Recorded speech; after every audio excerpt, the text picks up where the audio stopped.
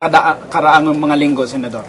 Sa akin, tanggap ko na kasama na yan sa democratic space na dahil liberal ang application ng rules, we can practically say or do anything. Huwag lang natin masyadong labagin yung ultimate rule, which is the Constitution, which I'm trying to read always and understand and pray for better understanding.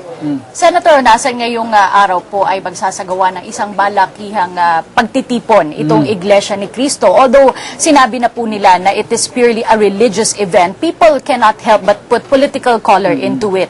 Will this show of force by the Iglesia ni Cristo, which is known to deliver a block vote, have an effect on how the senator judges, especially the re-electionists, will be voting? I pray not, Cathy. Dahil kung the situation as it is, painful and difficult, no, na kailangan pagdaanan natin, kung mag-impute pa tayo ng partisan or religious color sa isang religious gathering, sabi ng Iglesia, this is a religious gathering, paniwalaan natin sila until proven otherwise. Diyan kasi nagsisimula yan, yung pagdududa sa isa't isa. Kaya sabi ko, if we expand the presumption of innocence dun sa Bill of Rights, dapat give each other the benefit of the doubt. Dahil, not for anything else, Cathy, no, Atty. Mark, but ganun tayong mga Pilipino We cannot be anything more than what we have shown the world, especially 26 years ago. Ito pong mangyayari ngayon, religious, yung political. Senador, marami ng events sa ating bayan that have been divisive at talagang halos split through the middle. So tingin niyo po ba itong malaking event, the impeachment, is this dividing the country or is this showing us a way of talagang honoring the Constitution above everything else? Or ano pong sa tingin yung messaging na pinapakita nito sa ating taong bayan? It should show us the way. I am convinced, Atty. Mark, no, Cathy, that something good should come out of this. Pero tinanong natin yan kay Secretary de Lima, di ba? Sabi natin, okay lang na procedurally we divide the House.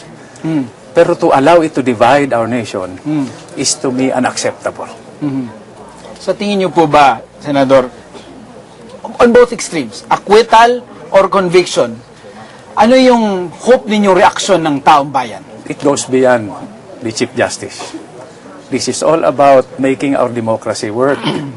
Dahil pakatapos nito, kung nagtanim tayo o nagbunga ito ng malalalim na sugat, di napakahirap nitong buuin ulit, no?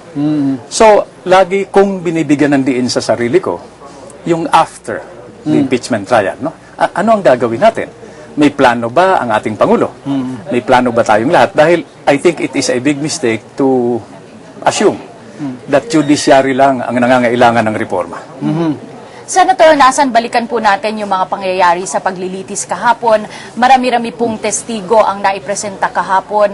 Ano pong masasabi nyo dun sa pagbuo naman ng kwento patungkol sa Article 7 na nagiging clear po ba kasi ang pinapakita po ng prosecution or they aim to prove bias towards the former president sa pagde-decide po ng Chief Justice. Sa tingin nyo po ba nabubuo na po yung kanilang tinatahing picture?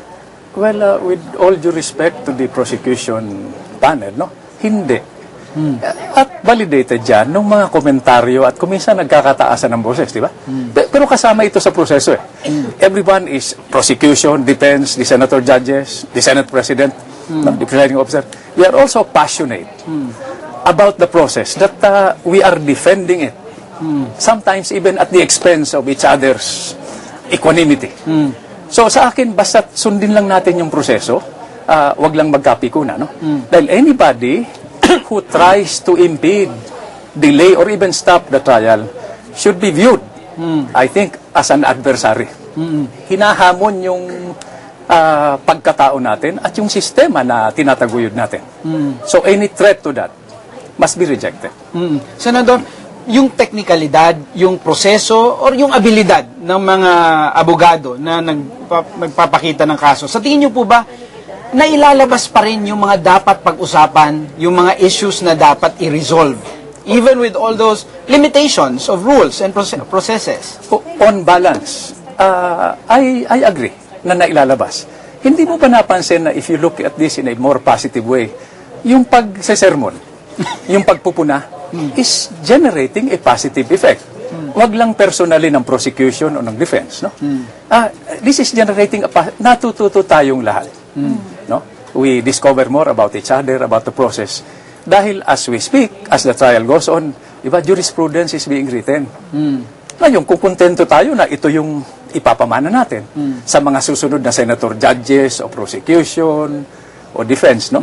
Then, okay lang sa akin. But let's put it on record. Pero kung sasabihin natin na, di ba, binanggit natin, Attorney Mark, Kati na, let's not do this right. Let's do this well. Di ba? Para naman may legacy tayo.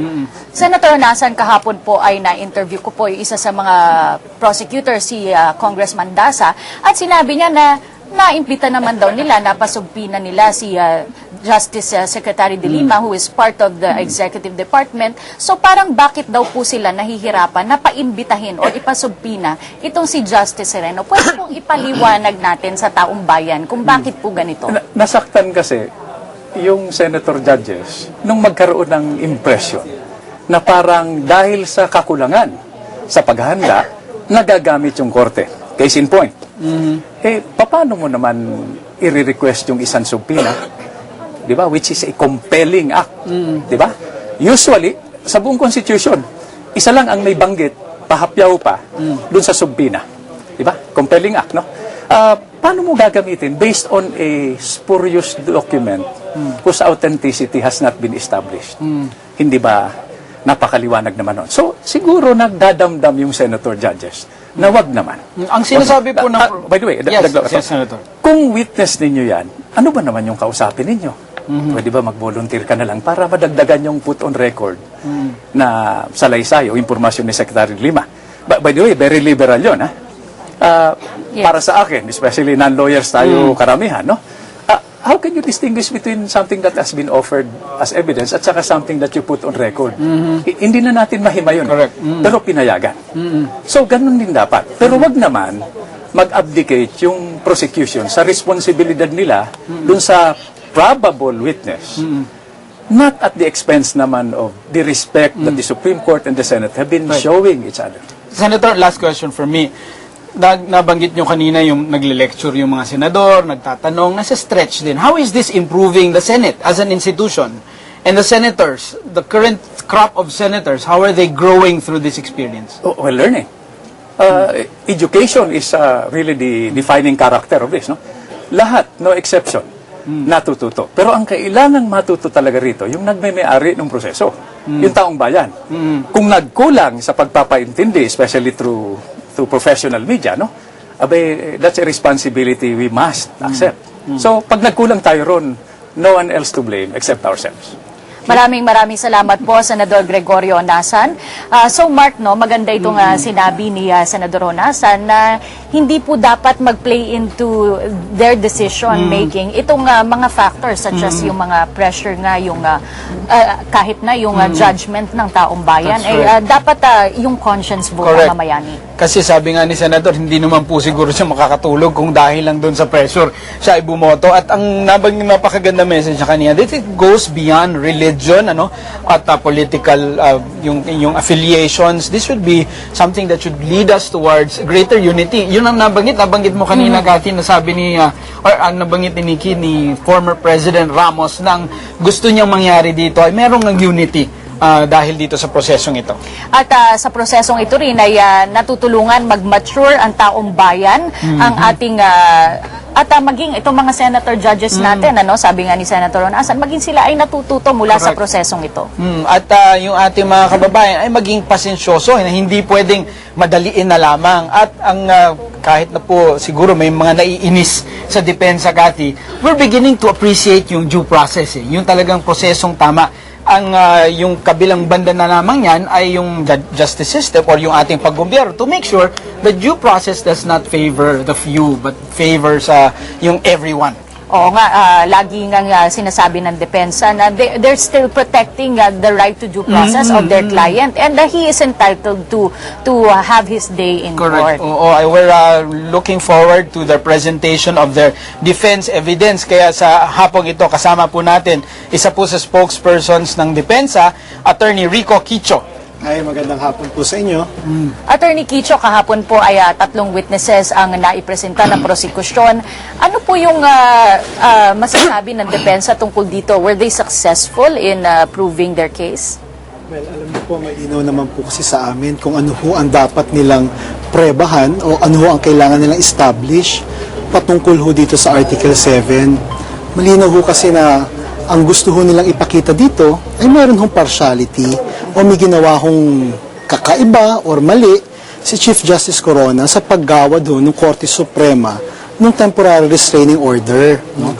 Ngunit makikita ho natin doon sa mga testigo, mukha hong napakalayo ng mga sinasabi nila at hindi pa ho nila napapakita ng malinaw at matibay ho na si Chief Justice ho ay may ginawang kamalian sa paglatag ho ng Korte Suprema doon sa TRO nga ho na pinag-uusapan natin ngayon. Mukhang detalyehin yan ninyo, attorney, when it's your turn to present this defense evidence. Ang sabi ng prosecution, they're winding down at mukhang 5 to 6 trial dates na lamang sila. Kayo, ilang trial dates ang kailanganin ng defense? Alam niyo po, kami po'y talagang naghihintay na sa aming pagkakataon. Siguro ho, depende ho ito kung ano ho ba ang gusto talagang gawin ng prosecution sapagkat may mga mixed signals hong nangyayari. Ang sinasabi ho nung iba na after Article 7, hindi na ho silang magpipresenta ng ebidensya sa mga iba pa hong articles of impeachment. Ngunit hindi ho malinaw kung hindi lang ba sila lalatag ng ebidensya or ito ba ay idadrop na nila or i-waive na nila katulad ng ginawa nila doon sa ibang mga aligasyon doon sa Article 3. No? Kung ito ngayon ay kanilang hindi na ho sila magpipresenta ng ebidensya, kami naman ho sa aming pagkakataon, kailangan ho namin na magpresenta pa rin ng aming ebidensya patungkol dito sa mga articles of impeachment ho na ito. So, kung ganun ho ang mangyayari, siguro mga 4 to 6 weeks ho ang aabutin sa amin sa depensa. So, punto por punto nyo pong sasagutin lahat ng articles of impeachment, lahat ng aligasyon po doon, kahit hindi po sila magpresenta ng testimonya tungkol dito? Well, tama po yun. Hindi lang ho magpresenta ng testimonya, ngunit siguro magpresenta ng ebidensya. Sapagkat alam naman po natin na hindi lang naman tayo dito sa Senado nililitis. Nililitis rin ho tayo sa labas, no? Sa social media, nililitis ho tayo sa mga pahayagan, sa mga radyo, sa mga komentaryo ho, no? At we feel that the people deserve to know the truth, no? Hindi naman ho tayo laging sinasabi nga ho nila, nagtatago ho kami sa katotohanan. Pagdating ho ng pagkakataon na kami naman po, haharapin ho natin ang lahat ng bintang at mapapakita po kung ano ho ba talaga ang totoong nangyari dito sa mga aligasyon ho na ito. 5 to 6 weeks, ibig sabihin, isang buwan at kalahati po, attorney, ang kakailanganin ninyo. Ilang testigo po ba ang inyong ipepresent? Yun yung fair estimate. No? Kasi kung makikita nyo doon sa compliance namin, meron kami mga 27 witnesses. But syempre, i-adjust ho natin yan. Patungkol ho kung ano ho ba talaga ang mapapakita at mapapatunayan ng prosecution. So kami po, naghihintay rin po kami sapagkat, alam mo naman, Attorney Mark, after nilang magpresenta ng kanilang ebidensya, meron pa ho silang formal offer of evidence. At alam naman ho natin sa trial, meron pa hong malalaman ho natin kung ano yung mga ebidensya na i-exclude, ano yung mga ebidensya na tatanggapin ng korte. So, meron ho kaming agam-agam at makikita ho natin sa pagkakataon. No? Kaya nga ho sinasabi namin 4 to 6 weeks kasi depende ho talaga yan kung ano mapagkakasunduan ng prosecution sa team ho nila at ano ho ang tatanggapin na ebidensya ng impeachment court. Attorney Kicho, kahapon po ay kinwestiyon ni Senator Jinggoy itong pag-cross-examine dito sa cameraman ng ABS-CBN. Dahil po, sabi po niya, parang hindi naman dapat tinatanong itong cameraman tungkol dun sa content o nilalaman ng TRO. Pakipaliwanag po kung bakit po ito nagawa ni Justice Cuevas. Kasi unang-una, nagpresenta ho sila ng video. Ang issue ho dun sa video at in-establish ho nila doon sa purpose or doon sa offer ng kanilang testimony. Ang in-offer ho nila doon na may mga